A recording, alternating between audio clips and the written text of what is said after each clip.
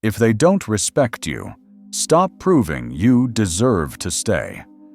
You swallow the joke. You excuse the bad day.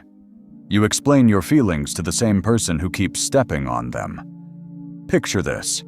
You speak in a meeting. They smirk. They talk over you. Then they repeat your idea like it was theirs. And you stay after, smiling, so you don't look difficult. First Stoic move is brutal. Leaving is not drama. Leaving is self-respect. Mini payoff. Stop explaining. Withdraw surplus effort. Watch what happens. If you've been called cold for protecting your peace, stay with me. This isn't coldness. This is standards. In the next few minutes, you'll learn 5 Seneca rules for walking away. Calmly, cleanly, completely. Stay to the end, because Rule 5 is the identity shift.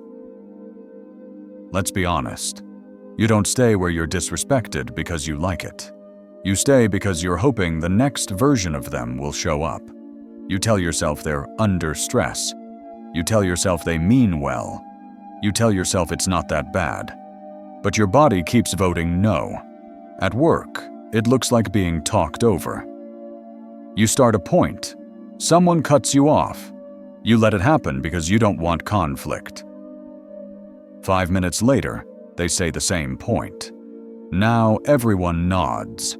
And you sit there, quiet, feeling like your presence doesn't count. On your phone, it looks like one word replies, or a seen message that sits there for hours, and you feel your fingers start typing a second text, not to connect, but to recover your dignity. With friends, it's subtler. They invite you last. They ignore your text, then show up with a request. They joke at your expense in front of people and call you too sensitive when it lands. With family, it can be even colder. They interrupt you at the table. They mock your goals. They treat your boundaries like a phase you'll grow out of. In relationships, it's the worst kind of confusion. You bring up something that hurt you. They twist it into a debate about your tone. They apologize, but the apology makes you feel guilty for needing one. So you start working harder. You give more patience. You give more access. You give more chances. You start donating your peace to keep the connection alive. Then night comes, and your mind replays the same scene like a punishment. What did I do wrong? What did they mean? How do I fix it? That is the hidden cost. Disrespect doesn't just sting. It trains you to abandon yourself. You call it loyalty. Your nervous system calls it self-betrayal. And here is the trap. If you keep staying without standards, you teach people that access to you is cheap. Then you wonder why your presence feels invisible. So here is the real question. How long will you keep choosing the pain of staying over the fear of leaving? Because from a Stoic view, disrespect is not a mystery. It is a pattern. And every pattern you tolerate becomes your life. Here's the Stoic shift. Disrespect doesn't test your worth. It tests your discipline. It tests whether you live by standards or by feelings. Feelings want immediate relief. Standards protect your future. Seneca warned us about time. It is not that we have a short time to live, but that we waste a lot of it. You waste it when you keep showing up to be diminished. You waste it when you keep paying attention to someone who pays you back with contempt. So Stoicism isn't telling you to hate people. It's telling you to stop spending life on what cannot return respect. Because time is your life in pieces, and self-respect is how you protect those pieces. The Stoics called it the inner citadel, the part of you that stays sovereign, even when someone tries to pull you into chaos, begging, and arguments. Walking away is not a tantrum. It's a decision from the inner citadel. Mantra: my self-respect is not negotiable. Now let's turn that into action. One more truth. You can't control whether they respect you. You can control what you allow near you. That is the dichotomy. Their behavior is theirs. Your presence is yours. So we don't fight for respect. We make disrespect expensive.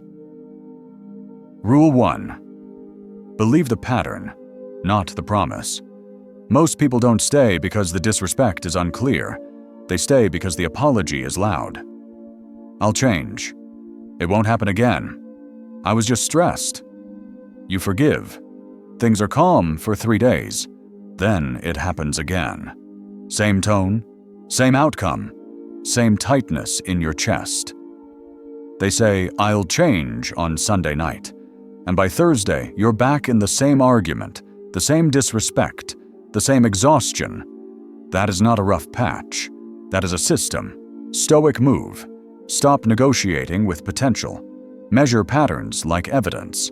If the pattern is disrespect, your next step is distance, because your peace can't be built on promises. Rule 2. Do not negotiate your dignity. The moment you start bargaining for basic respect, your value drops in the room. You start listing your sacrifices. You start proving your intentions. You start explaining your feelings like a lawyer. And the more you explain, the more they learn this. You will keep talking until they feel comfortable. So they provoke you. Then they watch you perform. Then they decide if you deserved kindness today. That is not love. That is control with a smile. A Stoic does not beg for standards. A Stoic enforces them. Example. You say, that comment hurt. They laugh and say, relax, it was a joke. Then you spend 10 minutes proving you have a heart. And they spend 0 minutes caring.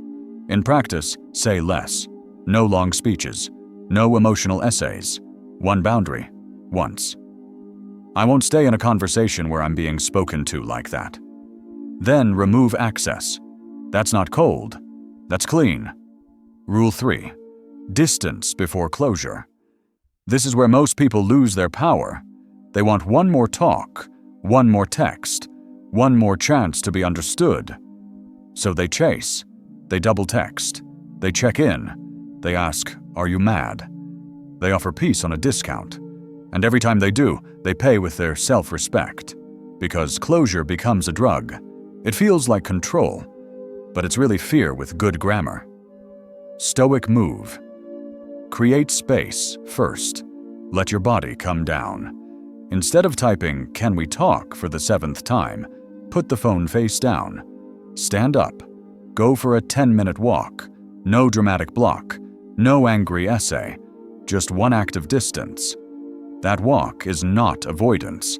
That walk is you proving you can survive 10 minutes without begging for clarity. And when you come back, you don't return to plead. You return to choose. You ask one calm question. Are you willing to be respectful, yes or no? If the answer is fog, excuses, or blame, you already have your answer. And here's the pattern check. If you've seen yourself in the first 3 rules, this is no longer a rough patch. This is a system that runs on your forgiveness. And systems don't change because you cry harder. They change when you stop supplying what keeps them alive. Rule 4. Let your absence do the talking. There comes a point where more words are just background noise. You've explained. You've tried to be fair. You've tried to be patient. But they keep testing because you keep staying. So you stop arguing. You stop trying to be understood by someone committed to misunderstanding you. You stop offering your energy as proof of love. And you watch what happens when your presence is no longer available. Maybe you stop showing up early to help them. Maybe you stop picking up the phone on the first ring. Maybe you stop attending the hangout where you're treated like the punchline. Do they become respectful? Do they become manipulative? Do they become cold? Do they suddenly remember your value? Their reaction is information. And here's the ruthless utility test. If they only respect you when you are useful, They never respected you. Stoic move. Do not chase their reaction. Observe it. Absence is the mirror. It shows you what you were to them, and it shows you what you were tolerating in yourself. And don't confuse this with ghosting. Ghosting is avoidance. Stoic distance is clarity. You are not disappearing to manipulate. You are stepping back to see reality without your energy propping it up. You leave the door open for respect. You close it to disrespect.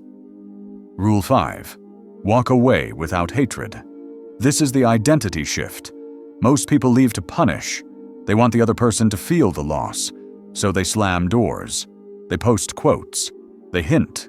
They orbit from a distance, waiting for a reaction. That is still attachment. Stoic walking away is different. You're not leaving to punish them. You're leaving to stop punishing yourself. You can care about someone and still walk away.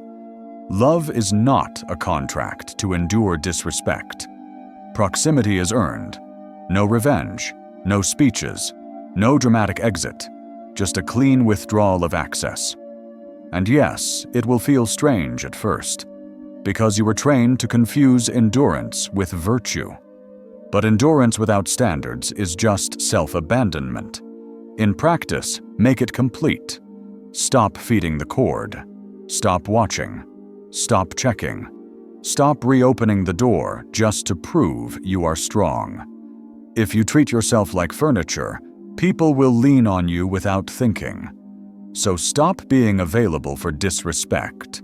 Your silence becomes the boundary, and your peace becomes the receipt. Ask this one question before you return. If a younger version of me was here, would I tell them to accept this? If the honest answer is no, walking away stops being selfish. It becomes protection.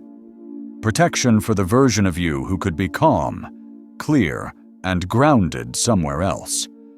Walking away does not erase the past. It is refusing to let a painful past write the rest of your story. Here is your 24-hour action. Pick one place where you feel tolerated, not respected. Work, family, a friendship, a relationship, and do one clean withdrawal of surplus effort. Stop the extra message. Stop the extra favor. Stop the extra explanation. If you normally reply in 5 minutes, wait. If you normally volunteer, don't. If you normally rescue the mood, let it be awkward. Send one sentence if needed. I'm stepping back for clarity. Then stop talking. Do not justify it. Do not defend it. Do not chase reassurance after you set a boundary. No jade. No justifying. No arguing. No defending. No explaining. Now the 7-day practice. Every day, write down one moment you felt disrespected. Not to obsess, to see the pattern. Then answer 3 questions. Did I reward it with access? Or did I enforce my standard? What did it cost me emotionally? And what would the inner citadel do next time? By day 7, your mind will stop calling patterns confusing. You'll start calling them information. And that is how your peace returns. Here is who you become. You stop being someone who asks to be respected, and you become someone who removes their presence when respect is missing. From chasing to choosing. From explaining to enforcing. From emotional debt to quiet authority. This is not coldness. This is self-respect, discipline, and quiet power in one breath. You are not broken. You were trained, and you can retrain yourself. Next time the meeting ignores you, you won't fight for the microphone. You'll speak once, calmly. And if the room can't afford your standards, you'll stop donating your presence. Next time the seen message tries to pull you into panic, you won't double text. You'll breathe, step back, and let reality answer for them. That is how a Stoic wins, not by dominating, by refusing to abandon themselves. So return to the first scene. They smirk. They talk over you. They test you. And this time, you don't perform for approval. You don't stay to be liked. You leave to stay loyal to yourself. That is the Stoic rule. Do not live where you are not respected. On Stoic Ether, we train self-respect, discipline, and quiet power. If you want more lessons like this, subscribe and join the training. Comment on the ritual line. I respect my standards first. And tell me one place you know you need to step back this week. Watch the next video on your screen. Perfect timing.